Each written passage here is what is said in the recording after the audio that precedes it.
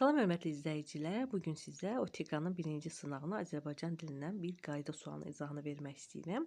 Cümləni tamamlaya bilməyən fikri müəyyən edin. Bizdən nə soruşulur uşaqlar? Tamamlaya bilməyən, yəni uyğun olmayan, yanlış olan. Görürük burada söz verilib. Sözündəki nöqtələrin yerinə nə yazılsa belə olar. Yəni nöqtələrin yerinə biz cümləni artırmalıyıq. A bəndi P hərfi yazılsa qarşılığı olmayan samit iştirak etməyəcək. Əgər biz baxın çəpik yazsaq, onda qarşılığı olmayan dil samit iştirak etməyəcək. Olur burada ç, p, bu da olacaqdır x iştirik. Bəli, heç birisinin qarşılığı yoxdur. Bu doğrudur. C bəndinə baxaq. L hərfi yazılsa, cingilti samitlərin sayı kar samitlərdən az olacaq. İndi biz bura yazaq çəlik.